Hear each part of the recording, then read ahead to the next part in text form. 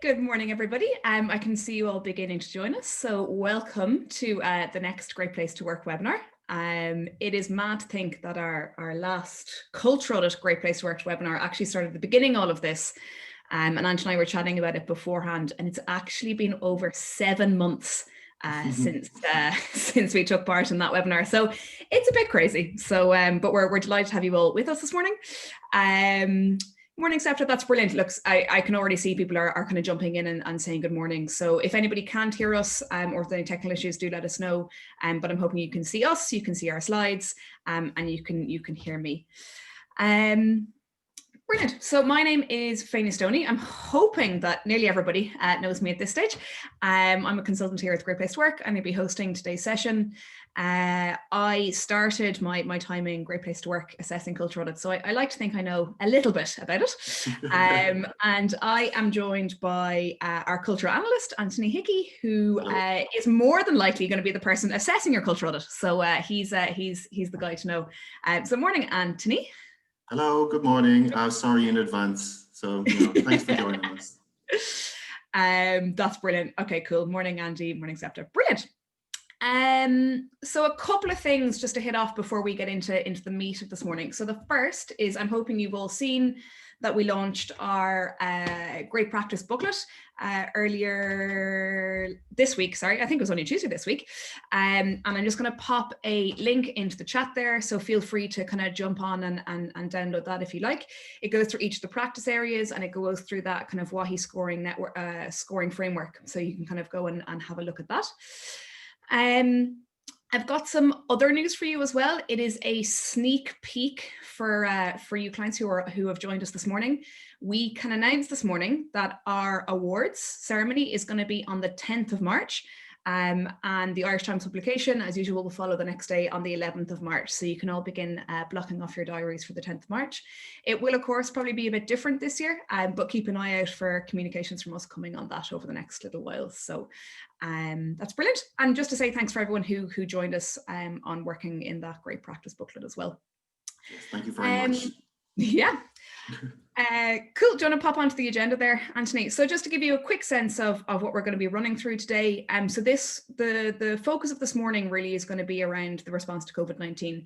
Anthony's going to take you through some kind of trends and themes that we're seeing from the submissions that have already come in. And we're going to throw through a couple of the practice areas and give you a sense of some of the practice that we're seeing. And he's also going to give you some pointers around for those of you who are still to submit. Because I know we did have a couple of questions from kind of Quiva and Laura and a few different people around, are people splitting up the COVID response? Are they linking it in? Are they linking into practice areas? So we are going to go through that and give you plenty of detail on that today for those of you who are still submitting. There were a number of other kind of smaller questions as well. So anything that we received beforehand, we have popped into the presentation, but please do keep those questions coming throughout today's session. And we'll kind of keep that moving and give you a sense of kind of other ways to use the culture audit and that kind of piece. So very, very quick recap. What is a culture audit? I'm hoping that for most of you on the call today, you've got a sense of it, but you've got our practice area wheel there in front of you. And effectively what the culture audit is a chance for you guys to showcase who you are, what your investment is, what your culture means, all of that kind of good stuff. There is no best approach. There is no best culture audit. It is very much unique to the organization and kind of their approach to people. And over the course of our time doing these, we've kind of seen it all. We've seen everything from the 1-page Word document to the 500-page hardback book, right? So, and everything in between. It really, I suppose, gives us a chance to help understand your culture and kind of what are the things that are important to you and where are the pieces that you're investing in. We are also here for you during that submission, right? And Anthony has very kindly offered himself up to be a point of contact. So anybody who's got any questions around their submissions or anything that doesn't seem clear or anything that they'd like further clarification on, we are here. So please do get in touch. I know I referenced earlier that that webinar we did at the start of lockdown 1.0, I suppose. I think it was April 1st or something, we ran that webinar. And I'm going to pop the link to that in here. That really covers our framework, VWAHI, all of that kind of stuff, practice area by practice area. So I would encourage anybody who's got any specific questions around scoring and framework, that's probably your first go-to resource. Followed by actually that booklet. It'll give you a bit of insight as well, and then come and chat to us if something still isn't clear. And then we think we have a pretty solid approach, and then this year happens, right? So what is this year meant for the culture audits? Well, as you all know, we do have a COVID-19 question this year. I think, Anthony, we have it on a slide there, don't we? Yeah, so what we've done this year in response to kind of the year that it is and everything that we've got going on, we are very happy just to receive a one question answer to the culture audit this year. We will take your score from last year's culture audit, so there's no one's going to be penalised for doing this. And we just want to hear, what steps have you taken to support your people and culture during COVID-19? And it's actually these submissions that are really going to guide our session today.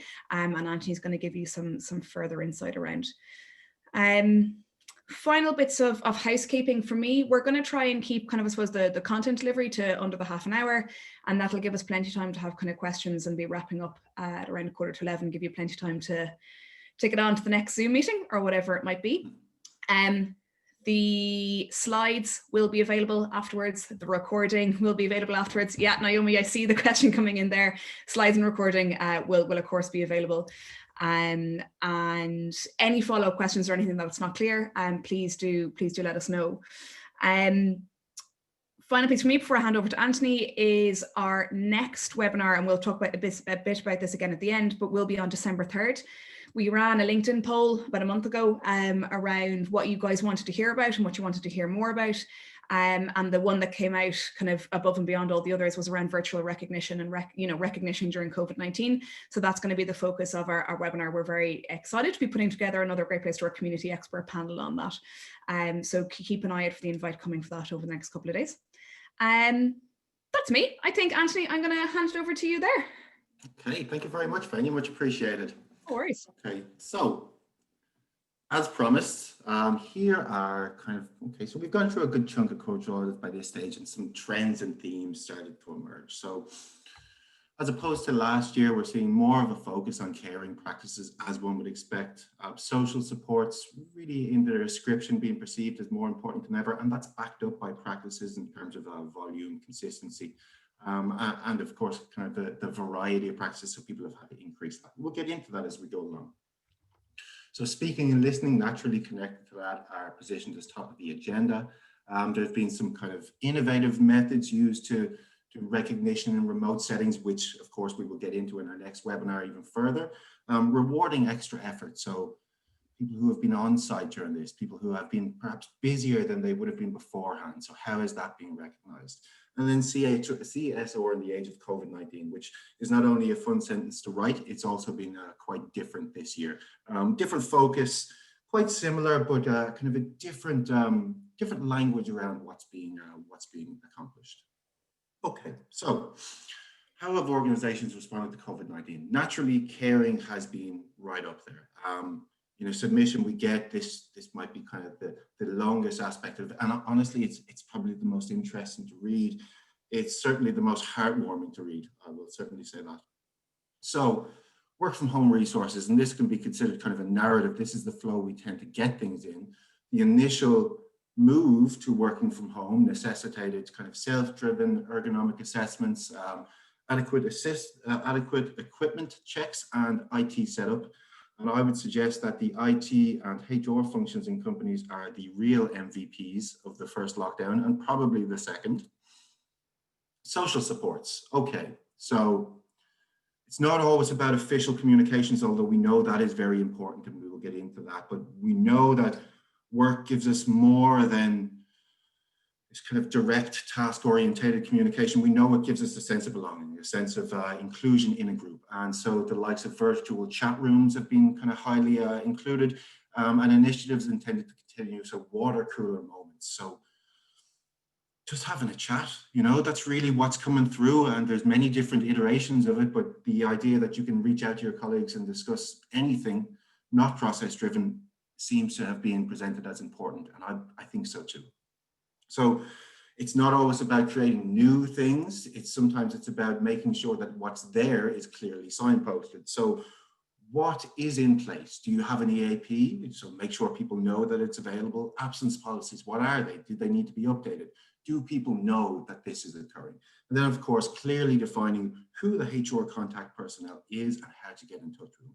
And really, the confidential nature of it as well is something that's coming through. You can reach out and talk to people about the concerns you may be having in a fashion that's very, very kind of understanding and human in nature.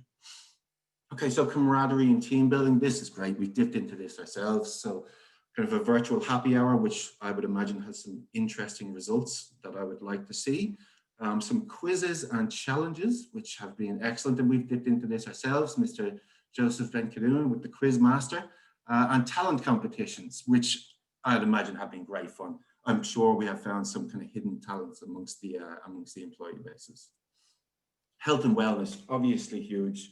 Webinars, many webinars, a variety of webinars, exercise challenges, virtual classes, and access to subscription apps. So we're seeing things like, I don't know the model Peloton used, but that's been mentioned. The likes of Headspace and that's quite prominent. Really nice, and I think people really appreciate it. Family involvement, this one's been great, and shines through more than most years. So acknowledging that people have been at home with their kids. So how do we, get a bit of peace from kids for a few minutes, I suppose might be the cynical approach to take here. So art competitions for kids, scavenger hunts, and again, those hidden talent competitions. And really, this has been lovely to read. It makes me very, very optimistic about our client base and the kind of state of organizational culture built on kind of trust and care. It really, really does. So let's not forget the on-site staff, and it's less, with the sample we've had in, it's less evident what's occurred there, but it's still coming through a bit. So naturally, the physical space, safety of the physical space was the first port of call. And credit to the people who are involved in that. That's excellent. It sounds like, I think one paragraph on that isn't probably enough to illustrate how much work actually went into that. So huge credit there. Travel subsidies, so public transport really wasn't an option. Did people need to get taxis into work? Free meals for people on site and on-site liaison. So a direct contact should you experience issues around the pandemic, as we discussed. So some are in a position to offer additional leave for people who have been on site, and very much in the context of you need time to decompress. This is a different situation. Here you are. Additional bonuses for on-site. So we're seeing for people who are able to provide it or in the financial state to provide it. So an extra kind of a little top-up pay for people who have been in the manufacturing sector, perhaps. And then higher pay rates. So some people have kind of increased the overall pay rate for on-site workers. Okay. Actually, before you jump on, we actually do have a question in on those kind of caring practices. And I think it's one that we're all trying to come to terms with. So people ask, so this person has asked, so it's all great and wonderful and there are lots of engaging things going on, but a lot of them happening over a screen and that kind of Zoom fatigue, I suppose. Have we seen anybody do anything around that or anything kind of different coming out there? Okay, so that's a good question. So the way we're framing that is in terms of the microculture, the individual in the microculture, so the engagement there. So the literature would tell us that the way to address that drop off in engagement is to incentivize and signpost. So that's one way to look at it. If you need to have that kind of analytical approach, that's fine. There's probably a disconnect between that kind of research output and what's actually occurring here, in that did not take place in the middle of a pandemic where we're 7 months into a remote setting. So maybe I think we could bring out from that kind of microculture and look at the macro, the wider context. I think it's fair to say that it might not be the initiatives. People might just be kind of drawn out from the situation overall. I think then the way to frame these kind of, like a quiz, a team building activity is more around the idea of perhaps a life jacket. We don't want to have to use it, but it's important that it's there, you know? So that's really what it is. And it creates this sense of safety. And we talk about this kind of like a emotional kind of bond with the group. So some people will say, I'm okay for the moment. I just need to get through this. I would suggest we don't really stop with these initiatives. If it's really worthwhile to 2 or 3 people, that's important. If you're finding there's really no interest, Christmas is just around the corner. So maybe let's drop off a little bit for a month or so and kind of push towards something big. And then obviously with the kind of the framework we like to take here, it's really good to engage with staff. If you're noticing a drop off, just ask them why. We can reach out to individuals. It doesn't have to be judgmental, just listening. What would you prefer? What do you need? Is there an issue? You could even see it as a catalyst for a chat.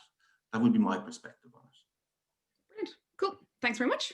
Okay. Sorry, I'll do my best not to interrupt you too much now, but just because the question was in there, I thought it was worth kind of flagging. It's a good question. Look, Zoom fatigue it's a real thing at the moment. Carl spoke about buzzwords at the top of last week's webinar. Mine is Zoom fatigue, and it's amazing. I'm just going to take a drink. 1 second.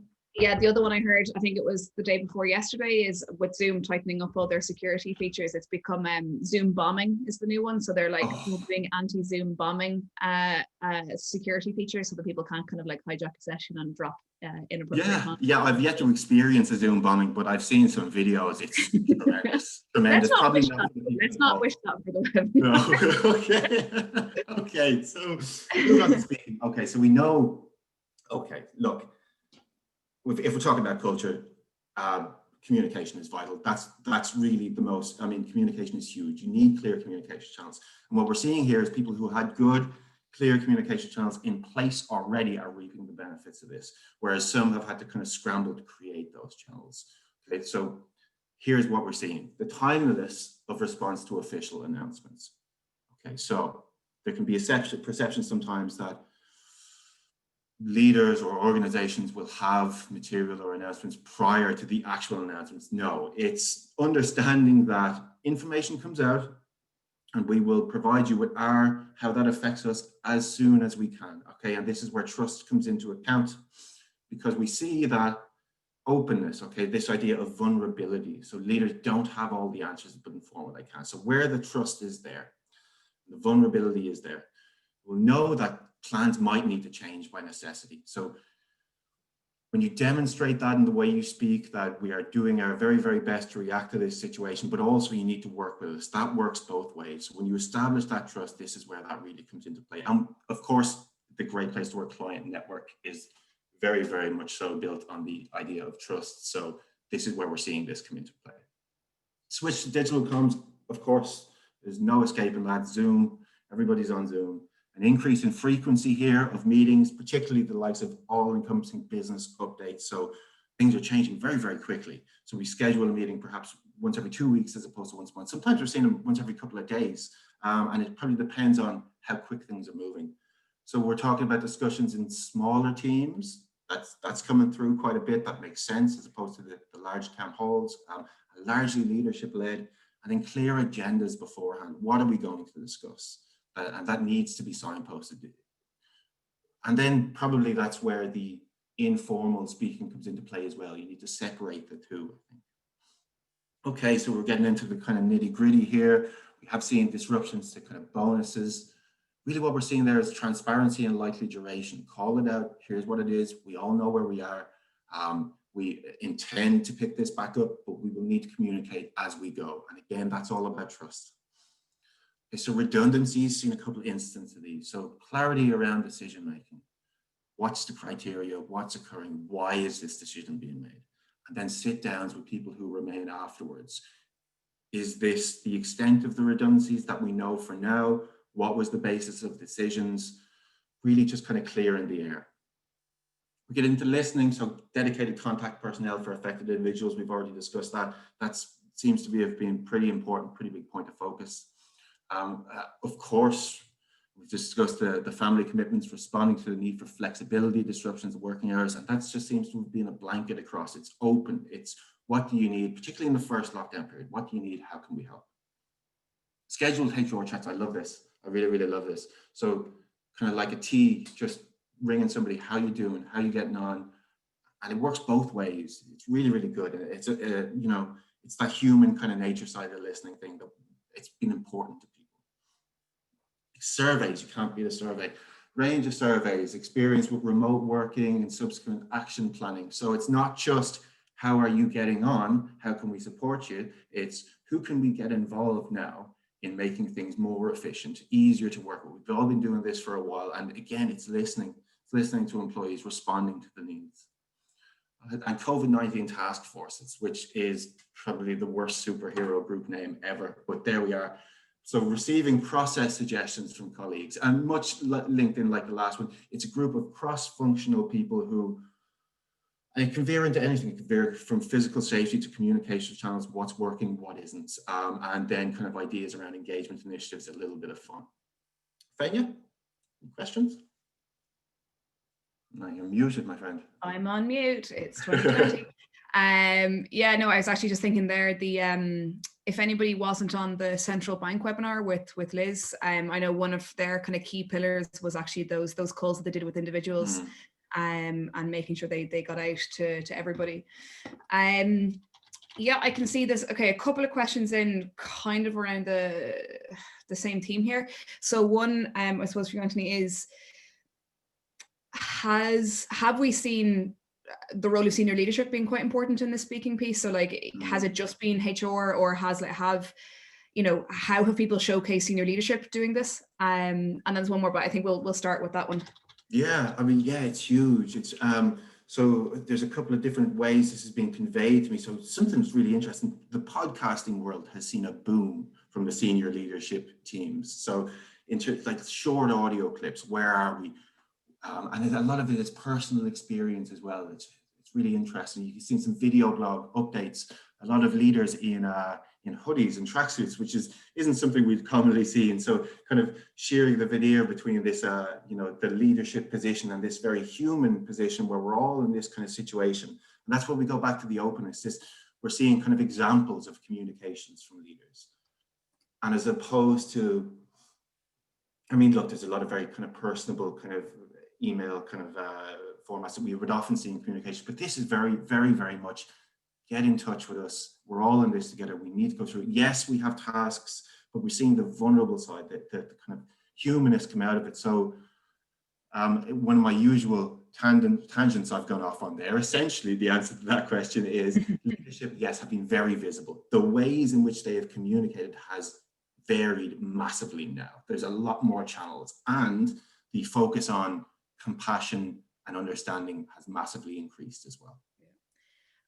One other question that's come in, have we seen that organizations have invested in new tools and techs and technologies, or is it more a case of adapting what they already had? I think somebody just trying to get into a bit more of the specifics around how organizations have done these various kind of reaching out and listening exercises. Yeah, a lot of people are using, so in terms of the digital comms, it's what we're on now, the likes of Zooms, Teams, etc. So there's not a lot new there. What we are seeing now is not so much tech, but more of an emphasis on recording change, looking at so it's a period of rapid progression. So you're looking at what was established at the start, how are we having our meetings, how is it working? Let's record that, let's get input from staff on what has and hasn't been working, and let's build that forward. So it's not particularly so much about tech, it's about the framework around the tech they're using. Yeah, cool, brilliant. Okay, moving on. So thanking and sharing, two lovely words. So thanking, so peer-to-peer, if you've ever got any feedback from me, you know I love peer-to-peer recognition, particularly value-linked peer-to-peer recognition. So this has largely been continued. We're seeing that, but it's digital in format. Some people already had digital peer-to-peer recognition systems in place. A lot of people have just kind of said to one person, send in your kind of peer-to-peer recognition now. And the thing about that is we're missing that kind of on-site, that was excellent, thank you very much for that. So what people have done is kind of translated that to their internal and external communication systems. So you've seen a lot more kind of frequent. I love to see people who promote their kind of employee of the month practice stuff on LinkedIn. It's excellent. And it really does demonstrate that things have kind of changed a little bit in terms of this idea of physical promotion. Validation is huge in the work world. We can't let go of that now because we haven't got that kind of close-knit group anymore. We need to keep it going. Linking into customer stakeholder feedback where applicable. So this is excellent. People who have been very, very, very busy during all this, busier than before. We've seen some lovely, kind emails, kind of notes from their customers or stakeholders, kind of sharing how much it was valued, what they produce and how they help them. And so that's great, but everybody needs to see that. You need to share that with the staff base, and that's coming through too. So some organizations have been in a position to thank with additional time off, monetary rewards, gift baskets, vouchers. And if you're in that position, fantastic. And that's coming through a little bit, but not everybody is. So really, it's more so social in nature. It's calling out contributions at meetings, emails, newsletters, etc. This is kind of very much leadership driven. We've had the peer-to-peer, but there does need to be a sizable leadership aspect of this as well. Sharing. Now we're talking about sharing here as it pertains to CSR. We know from the culture audits, we look at this through two separate areas. It's the CSR that has really kind of come through on this. So redirecting efforts to causes whose funding have been most affected by COVID-19. Of course, that makes sense. And whose hasn't? But that's a fair question. But a lot of people would have depended on that in-person collection, or call-to-door collection. And obviously that hasn't been possible. So where are these efforts being redirected and why? So it's largely based on maybe a media campaign. We've seen Dublin Zoo have raised $1 million in 24 hours. That's fantastic. I'm very happy about that. I may have contributed. Or employee suggestions. And this is great too. This is that kind of all-inclusive context we're looking for in our methodology. So staff input, why stop, So linking CSR efforts into camaraderie building and kind of exercise activities. This is great. So virtual 5Ks, any kind of talent competitions where we can raise funds. This is that kind of integrative thing we're looking at. It's not just a practice exists on its own, it's got multiple functions. And some of the pictures we see here, I mean, it's all over screens, but it looks like great fun. It really, really does. If you can raise money for a good cause and bond at the same time, that's win-win. And then modification of existing initiatives to virtual medium. I would love to know more about virtual 5K. I really, really would. Are people in their sitting rooms? I'm so curious. It's a really interesting concept, but it's heavily featured and really people seem to have taken a lot of value from it, and various competitions, which, okay, that's a very broad statement, but I think if talent competitions, you could have art competitions, really anything that raises money for a cause. And I haven't included it here, but I've just noticed there are some people kind of within the tech space or the kind of production space that have been able to have communicated how they have donated their own products or their own expertise to people in need. Now that's excellent. That's really, that's brilliant. I mean, one of the things in CSR we would look at in terms of an evaluation would be that integration level, taking the expertise in the business and pushing it out into that kind of CSR territory. And we're seeing that quite well here. Okay, Anya. Yeah, just before you jump on, and I know it's kind of one we got in beforehand, question around, at the moment, how do you still get employees to lead out and stuff? Or, I think earlier on in March, April, May, what we had seen was a lot of that, I suppose, heightened crisis management, effectively, like, how are we going to handle this and what's that going to look like? And now as things begin to shift again, and there's almost like a, how long is this going to be going on for? I suppose we'd kind of chosen these as the way to highlight and heighten employee involvement, really, hadn't we? Yeah, absolutely. Yeah. I think is the next slide is kind of how to do it, isn't it? Yep. Yeah.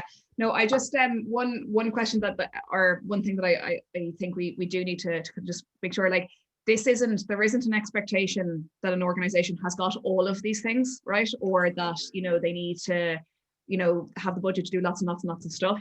And this is more, and again, you're the one who's really been kind of knee deep in the culture audits, but this is a kind of a showcase of the variety of things that we are seeing. Is that fair to say? Yeah, oh, I mean, absolutely. Look, these, I mean, so we're looking at what, 9 bullet points here. This wasn't lifted from one audit. This is from half a season of assessment. I mean, if you're looking at one or two of these kind of bullet points would be lifted from one. No, I mean, everybody has done something. Everybody has done something great, individual, unique. We're seeing that everywhere. But this is absolutely not a tick list of things we would be expecting to see in an audit. Not at all. You know, this is maybe an idea catalyst and really responding to the question of what have people been up to. The question we are not answering is what should we do? You know, yeah. that's different. You might find you have idea catalysts here, but this isn't an expected list. And thanks for pointing that out, Fania. That's really important to kind of keep in mind here. Perfect. Cool. Alrighty. And I think the most asked question is your next slide. So like, so you have this new question, you have a culture audit. What do we do with it? So I'll let you go through this. Okay, so if anybody has the answer to that question, you might let me know. So we'll move on to the next slide. No, I'm only joking. So, right, the best way to approach CA2 writing. Okay, so this is for the individual who is sitting down and trying to determine how they best illustrate. You know you've got a great culture, you want to illustrate it properly. What's the most assessment-friendly way to do that? So how do you convey what you need to convey in a way that kind of feeds into our methodology? So you can tell us what you hoped to achieve, the intention, the rationale, who was involved, so what employee what employee demographics were in it. Hopefully it's everybody, but it might not always be. How did it occur? So obviously that's the mechanics of it, what went on, and what benefits did it bring to the individual, the culture, or kind of process improvements overall. If you try and convey things, it's not always, you know, it's not always going to work, but if you try and convey things that way, you'll probably find it flows out a lot easier. It's a lot easier to demonstrate what is happening. Okay, so now we're getting into this one. When compiling the submission, now, 3 bullet points and a couple of words doesn't quite do justice to the amount of work I know goes into writing these submissions. I've got a lot of love for the Culture Audit authors out there. I really, really do. So when compiling the submission, first time client, we give you all this kind of information, how to put things together. And it's pretty clear, you can read through it, you can watch our videos. If you're genuinely in this kind of state where you're going, I don't know how to approach, just get in touch with me. We'll walk you through it. I can't help you with things in terms of how something's going to score. I'm not going to dip into that, but I can help you in terms of what should and shouldn't be included, what's pertinent, how to express it, no problem. Plus submission. So we've taken this as the fact that you've already had experience with it naturally. A plus submission, for anyone who doesn't know, is the follow-up next year's submission to the first time audit. The best way to illustrate this is to take last year's submission and signpost the new practices. So include a new practice kind of underneath it. Modified practices within the body of what you had. So this might be updating dates, metrics, numbers, or kind of locations of things, the nature of training and development. And then discontinued. So what was in effect last year that isn't in effect now. I think you will find that that's probably the most kind of time-friendly way to do this as well. I think you'll find that you have worked a lot on your previous year's submissions. You can use that and kind of focus your updates around that. Now, the COVID-19 question, this is the big one. How do we respond to this? How do we answer it? I'd love to give you a overall solution here. There's a few answers. Okay. How would I like to assess it? That's, you know, which this is a different question. So if you are confident that something is related to speaking, listening, sharing, you could signpost that. That's okay. We've left this intentionally broad. We're very lucky that the methodology captures it. So just communicate what happened from the outset. From the outset, we made there was an announcement made, we switched to working from home. What was that like? How did it happen? What was it like in the experience working at home? How did you communicate together? How did you rally together? What were the recognition practices? Anything linked to CSR? And you could just put that on a page. You can link me some kind of document stuff, that's fine. The other approach you can take, and we're seeing this as well, is that some people are compiling a plus submission and either including the COVID specific updates at the end or peppered throughout the areas, or at the end of the document as a whole. And any of that works. I will meet you in the middle here, okay? We really, really need to be flexible around this. Nobody saw this coming. Whatever you think represents what has occurred over the last year, express that to me in the way that you think makes sense, and I will apply our methodology to it. But if you can structure it, that's great as well. Yeah. Okay, moving into anything on that? Yeah, no, I think the only to kind of summarize that, and from what we've kind of seen coming in, there does seem to be kind of these two distinct approaches. One is very much like the journey of COVID-19, and it's almost like that stream of consciousness, like, and then this happened, and then when this happened at this time, and we get that kind of journey over the last few months, or yeah, people have kind of structured it around the practice areas. But it is like, to be really, really clear, we are accepting what comes this year, because there is no straightforward single answer to this. There is no one way to do it, and we'll kind of very much help and support organizations through that. Absolutely, 100%.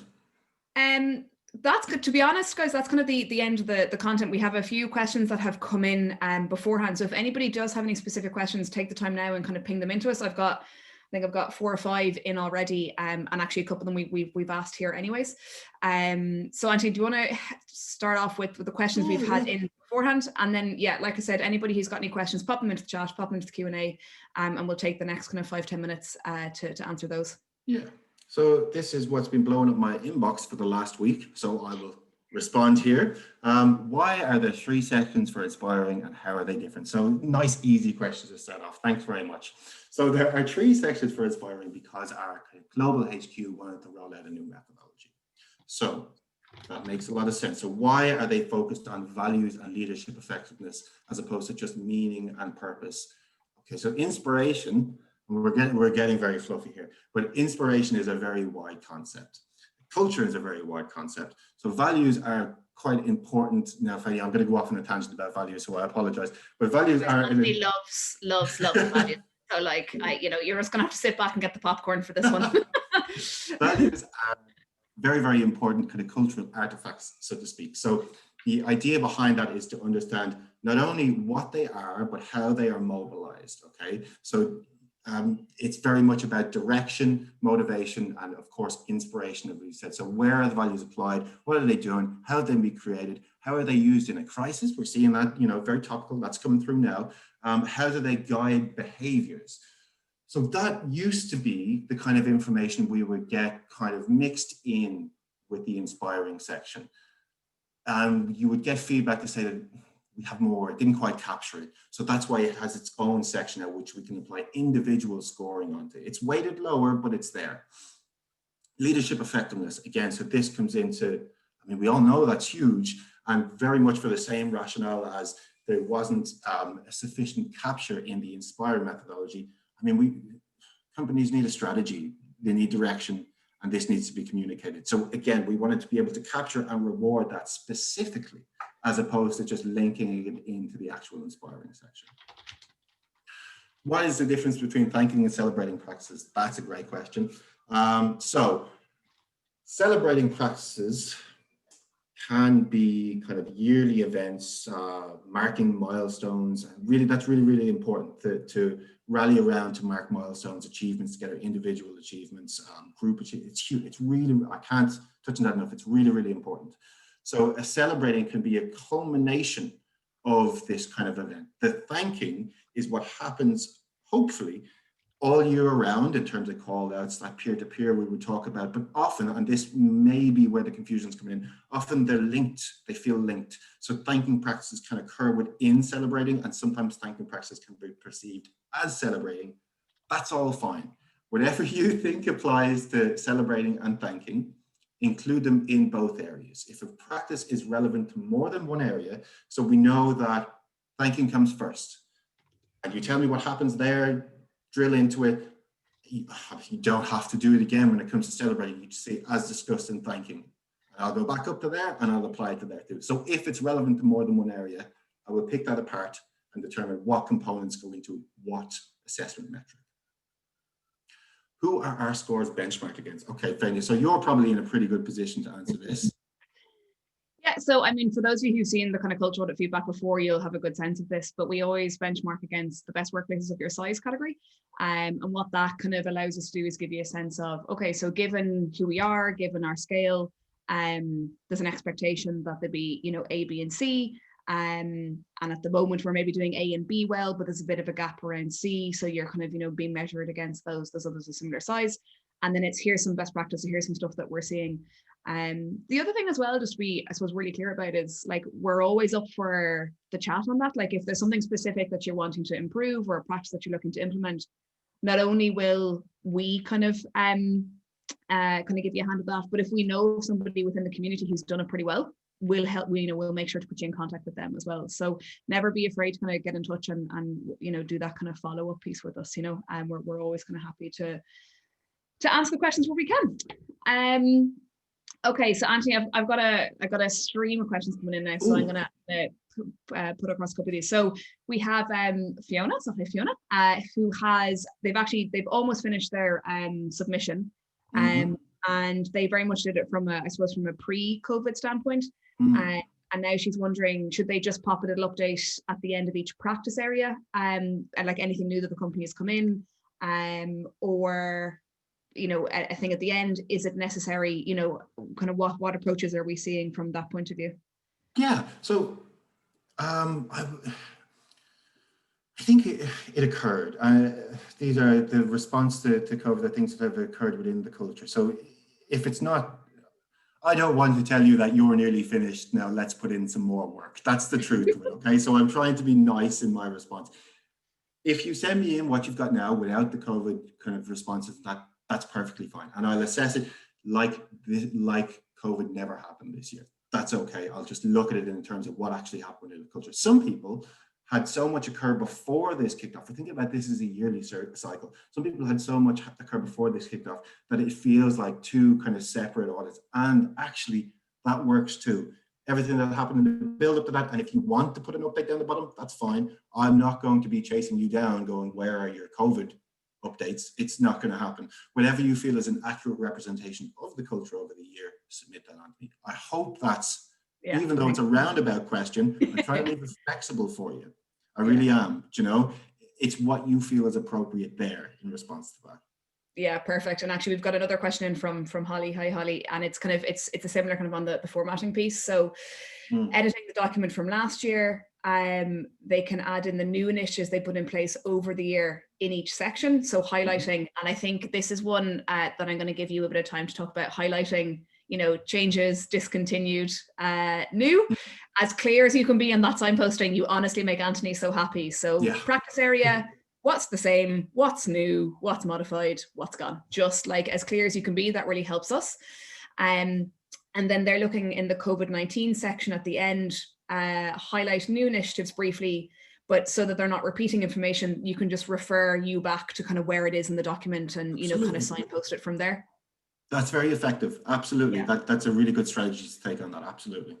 Brilliant. So Holly, I hope that answered your question, and you'd answered it yourself, to be honest, but absolutely we're kind of up for that. They're my favorite type of questions. So the killer question, how long does it take to do a culture audit? How long does it take to write one? That's I think like we know from this, like it depends on the size, it depends on the complexity, but I think what we really want to get across to everybody today is like, we are here to help, right? Like we are here to kind of help you do that heavy lifting. I know there can be a stress and a headache about for people kind of completing it, and we really like don't want that to happen. We really want to be able to be there for you. We've seen some organizations spread it out amongst different employees, getting their Great Place to Work team involved. Especially this year, given the kind of pressure on resources, we wanted to put that focus on COVID-19, so you could really slim down the submission if you needed to. The plus is just the update. There isn't like the perfect answer to how long it's going to take, in the same way there isn't a perfect answer to, you know, which format do we want or anything like that. But just keep in touch with us. If we can support you, we absolutely will, and spread the load where you can. I don't know, Anthony, do you have anything additional piece to that? No, I totally agree. I mean, I hear stories, you know, of how long it takes to put it together. That, you know, I think, as Fania said, really it's going to depend on the size, how many people are doing it, how much you want to convey. If you're under pressure, just give us what you can. That's really what it is. Give us, like, we're getting a couple of pages in of a COVID update, and it's working just fine. It really is. It's whatever time you have to put into it is how long it's going to take. Now, there is a fluffy answer, but that's the truth. There's no, we're not there. Well, where's the rest? What's happened here? Particularly if it's a COVID update, it's important to note that there's, in the interest of fairness, that question has been left very, very broad, very, very broad. So yeah, it's meeting you in the middle. That's what it is. Perfect. Speaking of which, sorry, no, sorry, go on. So we do know that these audits take quite a while to put together, and sometimes people ask, what else can we do with the audits? So Fania has a few thoughts on this. Yeah, and this is just, one of these things, and anybody who's had any sessions with me will hear me banging on about this, but we love it when clients get more than one use than it just being about our your submission for us. And we've seen some people be really innovative around how they've used it effectively as an employer branding document. So, what is our promise to employees? What's our promise to potential, prospective employees, to talent in the market? I know back in the time of physical grad fairs and stuff like that, I know some organizations used to actually take their audit along and have it on the stand and give people a sense of what's going on. Some have, the version that goes to us, and then a slightly slimmed down version that goes out to everybody is, the update of the year. And we've seen some people put together picture books by practice area. And again, that's kind of gone out to everybody. So there's kind of different ways to use this content. And we really would encourage you to think about those various ways that you can do it. Like, for instance, we got a question in from Rachel Anthony, who's asking if video content can be assessed as part of the submission, because they've already created a video of everything they've introduced this year. Of course, right? Like, yeah. We love to see content like that. And actually, this is kind of the flip of this question on employer branding is, if you've got something you've already created, like, don't go reinventing the wheel for us, right? We love to see that kind of content. We love to see kind of video, or it might be something that you've created throughout the year, or some kind of update you've done for people. We all know where the copy and paste button is. So, don't replicate work where you don't have to. That's not our intention. Our intention is to give you the opportunity to showcase your culture and really kind of bring whatever it is that you're doing to the fore. So yeah, just to be kind of really, really clear on that one. Yeah, I think there's the final question, Anthony, I think we'll wrap it up there, is for you as somebody who's kind of looking at these all day, like, what are the one or two things you think that like, not mistakes, because it's not a mistake, but what are the one or two things, like, is it lack of detail? Is it, what are things that you were like, or, in a plus, it's not being clear on what's new, what's discontinued, what are the kind of one or two things that you wish somebody walked away from this today being like, okay, these are the one or two things I'm going to do really well for Anthony's sake? oh, thank you. Well, and I would say, okay, so not even just for my sake, but in terms of, say, we're talking about this as a multi-purpose document, which I do like the idea of. Fania made some really good points there. So when we talked about that structure and how to communicate things, it's one thing to have practices in place.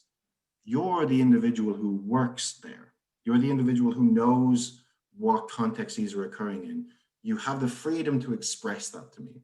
So that's what we're talking about. So what did you want to achieve and what benefits did it bring? So that's really why I'm interested in that. So if I was to leave you with a couple of things, just in terms of the actual structuring and writing of it, it's that kind of little chunks around it, particularly if you can link it into, I'm going to say it, if you can link it into your values. So our values are innovation. We felt it was very important to kind of provide the opportunity for this to occur. So we arranged this, and from that we took. So what was the follow-on? So you could just tell me that something occurred, or you could tell me the rationale and the benefits of it. And our assessment metrics can capture that. And that's why I really like it. Link into that signposting plus submission. I want to get the clearest image of what you're submitting to me. And the best way to do that is to have the clearest presentation there. It's not always possible, but if something is new and that it's described as new, there's no chance then that I will miss that, because it's kind of mixed in with some very interesting practices that I've already come through last year. So holding them side by side. So that's probably the things in terms of structure, I would say. And just generally, I would really reiterate that if you're having issues with putting this kind of thing together, to get in touch with us. This is something we enjoy, and it'd be nice to even see the face behind the name as well. So that's really about it. There's no magic buttons there. It's just this is how things are, you know. Brilliant. Guys, I think, you know, I promised a 1:45 and it's now 10:02, so I think we will leave it there. Like I said, get in touch. We're never too far away. We're at the end of an email, end of a Zoom call. So please do get in touch with us. Like I said, next webinar all around virtual recognition will be on the 3rd of December. It's kind of mad to be thinking. You can see your little Santa sock there, Anthony. Thanks for that. But we really appreciate all your time today. We really appreciate all the work and effort that you guys put into these submissions. It's, you know, and to give you a sense of kind of the feedback coming in, lots of thanks for that, and kind of to be, thankfully somebody found us clearance to saying, so thanks, Samantha. We've done our best. But we are very much here to support you. So keep in touch. Good luck with the submissions. And hopefully we'll talk to you all again soon. So that's brilliant. Thanks so much, guys. Thanks, everyone. Cheers. Thank you. Bye.